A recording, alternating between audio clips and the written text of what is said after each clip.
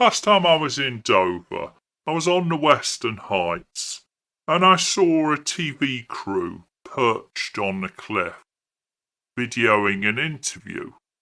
And in the background were ships coming in to Dover Harbour.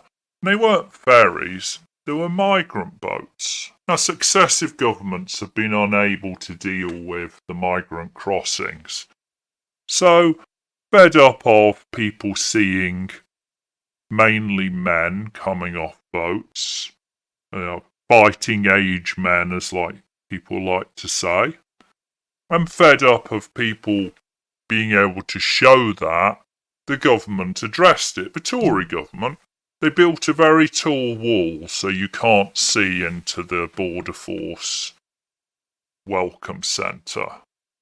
And it still continues on a daily basis. Hundreds of people often crossing in a single day. All of those get housed at taxpayer expense, and we very slowly process them because they've destroyed their passports. Britain is endowed with a true gift. The sea surrounds us.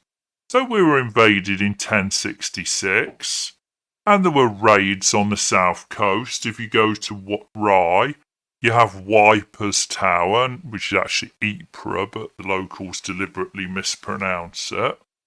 And that commemorates when the people of Ypres pillaged the town of Rye and took the bell from the church. And the people of Rye went over and pillaged them back. We had the very short-lived invasion of Whitehaven in 1778 by the US Commander John Paul Jones with 2 boats. These are just pirate raids. I guess today we'd call them commando raids. Fundamentally, we have a fairly wide channel, which although it's full of boats, is quite straightforward to police. And we are completely incapable of protecting our border. The numbers are actually fairly small in the scheme of things. 36,816 crossed in 2024, which is quite a small proportion of the 108,000 people living here while they're claiming asylum. We're always told the majority are fleeing war-torn or oppressive countries, presumably oppressive countries like France, because they've been in France for a couple of weeks while they're getting to the UK border. With our depleted military, we've been unable to do anything at all other than offer taxi rides from the middle and pay the French to give them taxi rides to the centre. We might as well have just opened a bridge and allowed them to cross from France. So Britain is incapable of defending its coast.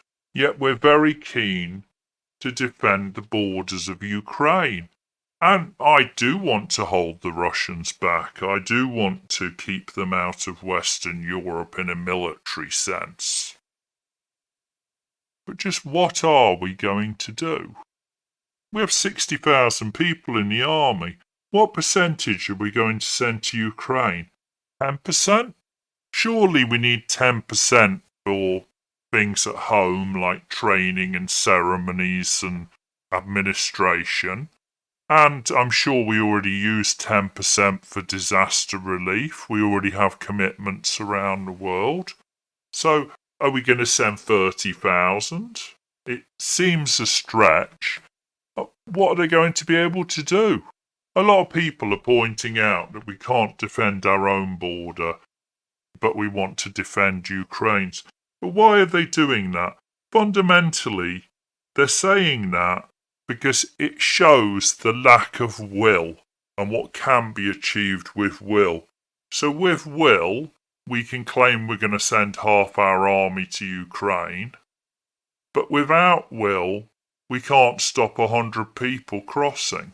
And I think at the heart of that point, what people are really asking is why don't we want to stop hundreds of people, many of whom do not come from conflict zones, do not have any claim here, but are going to live here for decades while we process them, and then if we do reject them, leave them wandering around the country.